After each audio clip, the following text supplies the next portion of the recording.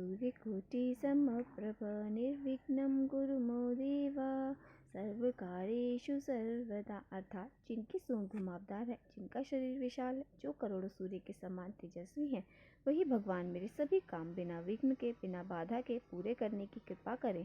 बोलो गणेश जी महाराज की जय हो। ओम गणेश सूर्याय नमः। श्री हरि विष्णु की जय हो। मैं नीलम एक बार फिर से आप सभी का स्वागत करती हूँ आपके अपने चैनल प्रभु भक्ति संगीत में। आज पौष मास की शुक्ल पक्ष की पंचमी तिथि है और आज दिन शनिवार है। तो आइए आज हम सबसे पहले श्री गणेश जी की कथा से शुरू करते हैं। तो प्रेम से बोलिए गणेश जी महाराज की जय हो। एक समय की बात है, भगवान श्री हरि विष्णु का विवाह लक्ष्मी जी के साथ हो गया और विवाह की तैयारी जोरों शोरों से होने लगी। सभी देवताओं को निमंत्रण पत्र भेजे गए, परंतु गणेश जी को निमंत्रण नहीं दिया गया। इस तरह निमंत्रण पत्र देते व शादी की तैयारी करते करते शादी वाला दिन आ गया। बारात जाने का समय हुआ। सभी देवता अपनी पत्नियों के साथ विवाह में उपस्थित हुए तो सबने देखा कि गणेश जी कहीं दिखाई नहीं दे रहे। तो वे सारे के सारे आपस में चर्चा करने लगे, क्या बात है, गणेश जी को न्योता नहीं दिया, फिर गणेश जी क्यों नहीं आए। सभी को यह जानकर बड़ी हैरानी हो रही थी। तभी सबने विचार किया, चलो विष्णु जी के पास जाते हैं और उन्हीं से पूछते हैं। तो विष्णु जी के पास जाकर उन्होंने कहा, हम आपसे एक बात पूछना चाहते हैं, आपने गणेश जी को बुलाया क्यों नहीं, या फिर अपनी इच्छा से नहीं आए। विष्णु जी कहने लगे, गणेश जी के माता पिता को मैंने न्योता भेजा था, अगर वह आना चाहते तो उन्हीं के साथ आ जाते, अलग से न्योता देने की कोई ज़रूरत नहीं है। दूसरी बात यह है कि उनको 1.25 मन मूंग, 1.25 मन चावल, 1.25 मन घी, 1.25 मन लड्डू का भोजन चाहिए दिन भर में, और अगर उन्हें बारात में लेकर चले तो इस तरह खाना खाते तो सारे लोग हंसते और दूसरे के घर जाकर इतना सारा खाना पीना अच्छा नहीं लगता। इस तरह वार्ता कर रहे थे तो किसी ने सुझाव दिया कि गणेश जी आए तो क्या है, तो आ भी जाए तो क्या होता है, आप उन्हें द्वारपाल बनाकर घर पर बिठा देना, कह देना कि तुम घर का ध्यान रखना, जिससे गणेश जी को यह नहीं लगेगा कि उन्हें बुलाया नहीं गया। तो विष्णु जी को यह बात पसंद आई। उन्होंने गणेश जी को न्योता भेज दिया। न्योता मिलते ही गणेश जी बड़े प्रसन्न हुए और सज धज के वहाँ आ पहुँचे। तो विष्णु जी ने कहा कि आप घर की रखवाली करना, घर की रखवाली के लिए कोई समझदार और जिम्मेदार तो होना ही चाहिए, मुझे आपसे समझदार और जिम्मेदार दूसरा कोई नहीं लगता। यह सुनकर गणेश जी और भी प्रसन्न हुए। तो इस तरह गणेश जी को रखवाली के लिए बैठा दिया और बारात वहां से चल दी। नारद जी ने देखा गणेश जी दरवाजे पर बैठे और बारात सारी जा रही है, तो वे गणेश जी के पास गए और पूछने लगे, आप बारात में नहीं जा रहे। तो गणेश जी भगवान कहने लगे, मुझे घर की जिम्मेदारी दी है, कोई समझदार आदमी घर की रखवाली के लिए होना ही चाहिए, इसलिए मैं यहाँ पर रुक गया हूँ। नारद जी कहने लगे, उन्होंने आपका अपमान किया है, विष्णु जी तो आपको बुला ही नहीं रहे थे। सबने पूछा तो सबके कहने पर उन्होंने आपको बुलाया। उनके बड़े बड़े कान, सूंड, मोटा सारा पेट देखकर लोग हंसेंगे और ऊपर से आप खाना भी खाते हैं, 1.25 मन लड्डू, 1.25 मन मूंग, 1.25 मन घी। बारात में ले जाकर ससुराल वालों की तो बदनामी हो जाएगी। बारात में देखो कि कैसे बाराती आए, वो सब ऐसे बातें करेंगे। यह सुनते ही गणेश जी को बहुत दुख हुआ और नारद जी कहने लगे, अब आप बताओ कि मैं क्या करूं। तो नारद जी ने कहा, ऐसा करो, आप अपनी मूषक सेना को आगे भेज दो, उनसे कहना आगे जाकर सारा रास्ता खोखला कर दे, जिससे उनके वाहन आगे धरती में धंस जाएंगे। इस तरह परेशान होकर वह आपको सम्मान पूर्वक बुलाएंगे, क्योंकि विष्णु जी भूल गए हैं कि आप सर्वप्रथम पूजनीय हैं। तो गणेश जी ने नारद जी के कहने पर अपनी मूषक सेना आगे भेज दी और सारी की सारी जमीन उन्होंने खोखल कर दी। तो चूहों ने जैसा गणेश जी ने बोला था बिल्कुल वैसा ही किया। विष्णु जी की बारात वहां से गुजरने लगी तो रथों के पहिए धरती में धंस गए। लाख कोशिश की परंतु पहिए नहीं निकले। तो सभी ने उपाय किए पर पहिए नहीं निकले, बल्कि जगह जगह से टूट गए। अब किसी की समझ में नहीं आ रहा था कि क्या किया जाए। उधर शादी का मुहूर्त निकला जा रहा था तो विष्णु जी बड़े परेशान थे। तब नारद जी वहां पहुंचे और कहने लगे, आप लोगों ने गणेश जी का अपमान करके अच्छा नहीं किया। यदि उन्हें मना कर लिया है तो आपके कार्य सिद्ध हो सकते हैं, आप आए संकट सारे टल जाएंगे। तो शंकर ने भगवान दूत नंदी को भेजा तो नंदी गणेश जी को लेकर आए। गणेश जी का आदर सम्मान के साथ पूजन किया, तब जाकर कहीं रथ के पहिए निकले और पहिए निकले तो वे सारे टूटे फूटे हुए थे। तो उन्हें कहीं से जोड़ाना था, तो उन्हें सही कौन करे, ये बात उन्हें समझ नहीं आया। तो पास के खेत में एक किसान काम कर रहा था, उसे समाचार भेजा कि सारे रथों के पहिए सही कर दो। तो वह अपने खेत का काम छोड़कर कारीगर सारा का सामान लेकर वहां आ गया। जैसे ही रथ के पास बैठा तो कहने लगा, श्री गणेशाय नमः। ऐसा कहकर गणेश जी का मन ही मन वंदन करने लगा और देखते देखते गणेश जी ने सारे पहियों को थोड़ी देर में ठीक कर दिया। यह देखकर नारद जी ने कहा, मैं आपसे एक बात पूछना चाहता हूँ कि आपने श्री गणेशाय नमः क्यों कहा। तो किसान कहने लगा कि हे देवताओं, आपने सर्वप्रथम गणेश जी को नहीं मनाया होगा और ना ही उनकी पूजा की होगी, इसलिए आप पर आए संकट है ये। तो नारद जी विष्णु जी से भगवान से कहने लगे कि हमने ही गणेश जी को सर्वप्रथम पूजनीय बनाया था और आज हम ही उन्हें भूल गए हैं, तो हमसे मूर्ख और अज्ञानी कौन हो सकता है।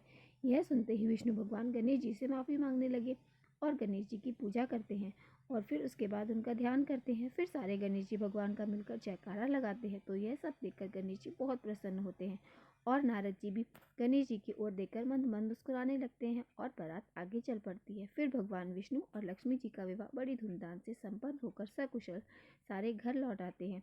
इसलिए कोई भी व्रत पूजा गणेश जी भगवान को याद करके ही हमेशा करनी चाहिए। सर्वप्रथम उनकी पूजा करनी चाहिए। तो आज की कथा यहीं पे ख़त्म होती है। अब हम सुनते हैं पौष मास का अगला महात्मा। आगे के अध्याय में देवर्षि नारद कहते हैं, यदु शार्दुल, मैं सभी देवों की प्रतिमा का लक्षण, विशेष रूप से आदित्य की प्रतिमा का लक्षण कहता हूँ। 1 हाथ, 2 हाथ, 3 हाथ, 4.5 3 हाथ, हाथ लंबी या देवालय के द्वार के प्रमाण के अनुसार भगवान सूर्य की प्रतिमा का निर्माण कराना चाहिए। 1 ही हाथ की प्रतिमा सौम्य होती है। 2 हाथ की प्रतिमा धनदाने देती है। 3 हाथ की प्रतिमा से सारे कार्य सिद्ध होते हैं।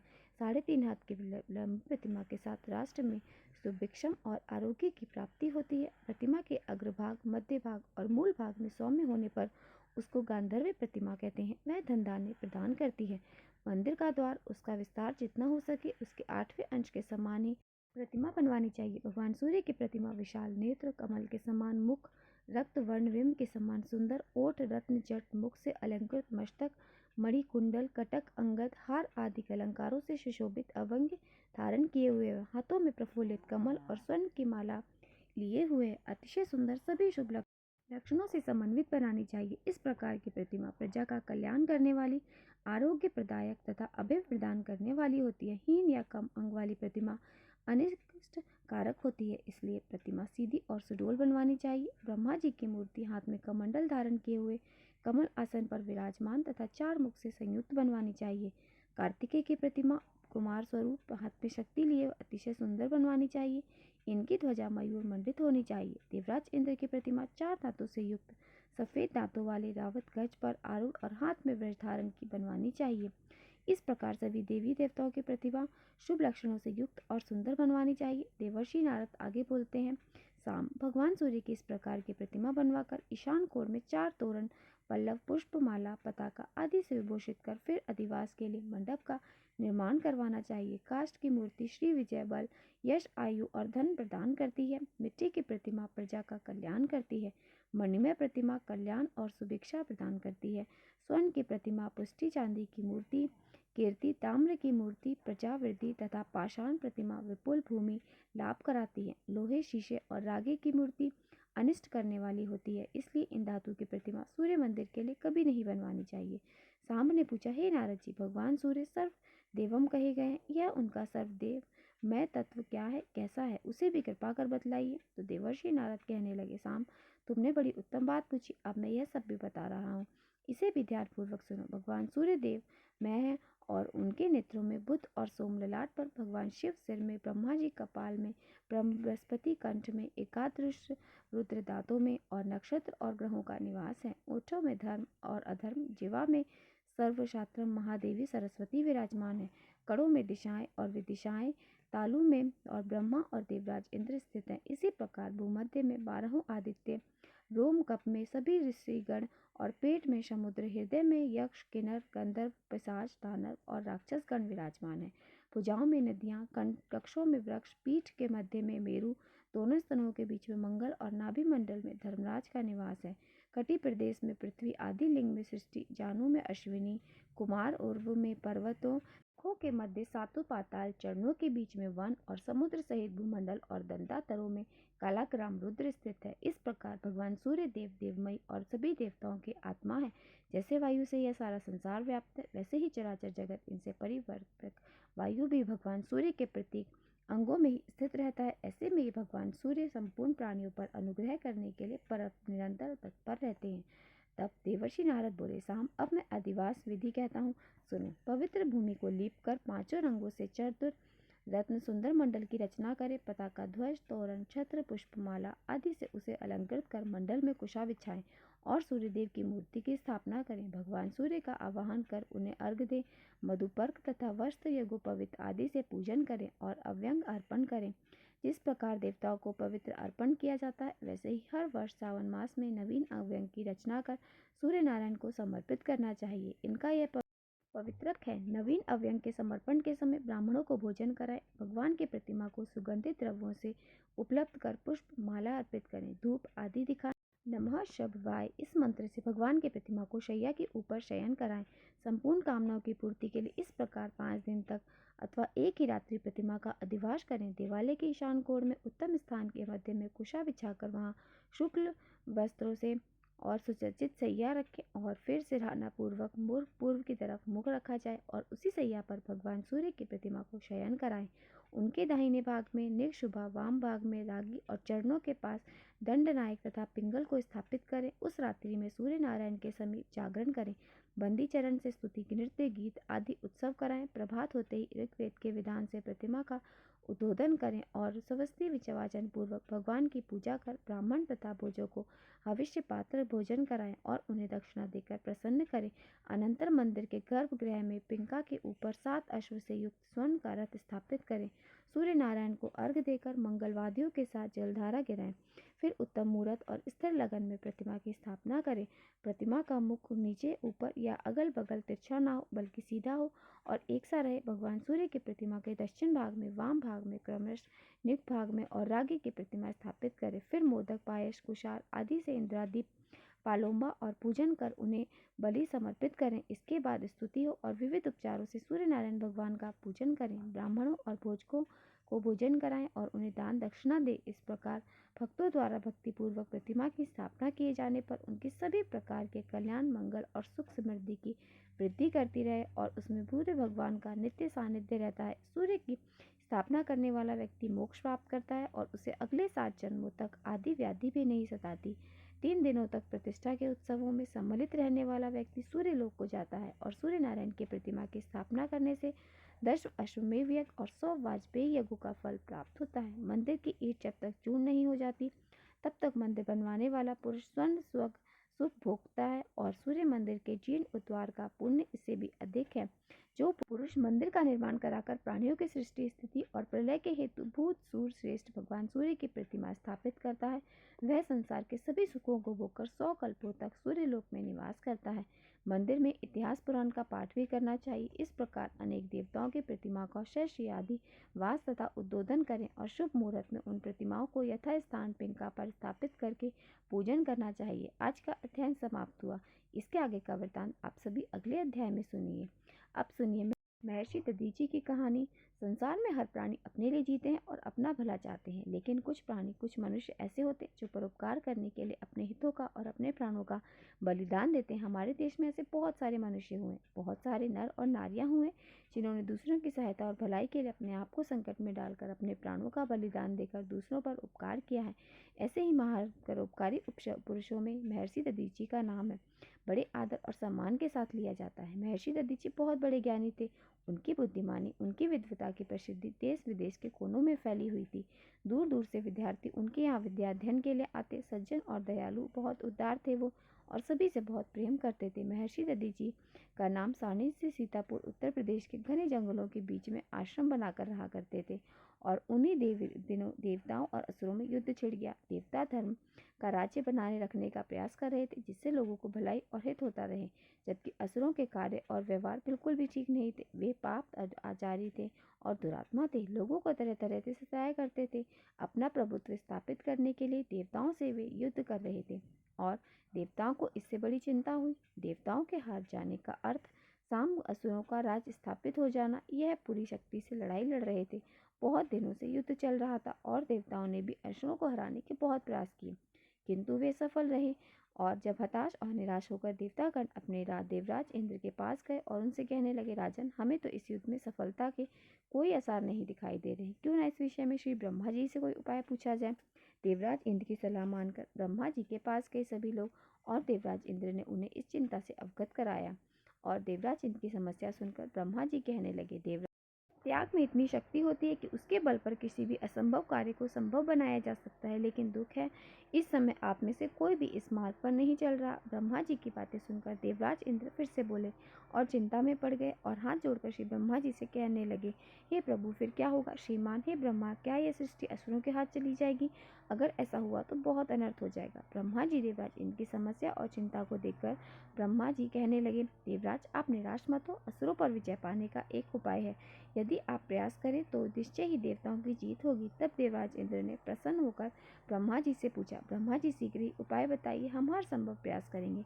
तब ब्रह्मा जी ने बताया, नैमिषारण्य वन में एक महान तपस्वी तपस्या कर रहे हैं। उनका नाम दधीची है। उन्होंने तपस्या और साधना के बल पर अपने अंदर अपार शक्ति एकत्रित कर ली है, और अगर उनकी अस्थियों से बने अस्त्र का प्रयोग कर आप युद्ध करें तो असुर निश्चय ही परास्त होंगे। देवराज इंद्र ने कहा, ब्रह्मा जी, किंतु वे तो जीवित हैं, उनकी अस्थियां भला हमें कैसे मिल सकती हैं? ब्रह्मा जी कहने लगे, मेरे पास जो उपाय है देवराज, मैंने आपको बताया दिया कि शेष समस्याओं का समाधान स्वयं महर्षि दधीची ही कर देते हैं। महर्षि दधीची को इस युद्ध की जानकारी है। वे चाहते थे कि युद्ध शांत हो जाए। सदा शांति चाहने वाले आश्रमवासी हैं वह, और हमेशा लड़ाई झगड़ों से दुखी रहते हैं। उन्हें भी यह आश्चर्य होता है क्यों देवता और असुर एक दूसरे से युद्ध कर रहे हैं। महर्षि दधीची को यह चिंता थी, असुरों के जीतने से अत्याचार और अनिति का बोलबाला हो जाएगा। देवराज इंद्र तपस्या करते हुए महर्षि दधीची के आश्रम में पहुंच गए, जहां पर वे तपस्या में लीन थे। महर्षि उस समय ध्यान अवस्था में थे, तो देवराज इंद्र उनके सामने हाथ जोड़कर एक याचक की मुद्रा में खड़े हो गए। ध्यान भग्न होने पर देवराज ने महाराज को प्रणाम किया और महर्षि ने देवराज इंद्र को बैठने के लिए कहा। फिर उनसे पूछा, कहिए देवराज, कैसे आना हुआ? देवराज इंद्र कहने लगे, महर्षि, क्षमा कीजिए, मैंने आपके ध्यान में बाधा पहुंचाई। महर्षि, आपको ज्ञात होगा कि इस समय देवताओं पर असुरों ने चढ़ाई की हुई है और वे तरह तरह के अत्याचार कर रहे हैं। उनका सेनापति वृत्रासुर बहुत ही क्रूर और अत्याचारी है, उससे देवतागण हार रहे हैं। महर्षि दधीची कहने लगे, देवराज, मेरी भी चिंता का यही विषय है। आप इस विषय में मेरी ब्रह्मा जी से बात क्यों नहीं करते? तो देवराज इंद्र कहने लगे, महर्षि, मैं उनसे भी बात कर चुका हूँ, उन्होंने उपाय भी बताया है। किंतु क्या देवराज, आप रुक क्यों गए? साफ साफ बताइए। अगर मेरे प्राणों की भी आवश्यकता होगी तो मैं वो भी सहर्ष तैयार हूँ, बस विजय देवताओं की होनी चाहिए। महर्षि ने जब यह कहा तो देवराज इंद्र को कुछ साहस हुआ।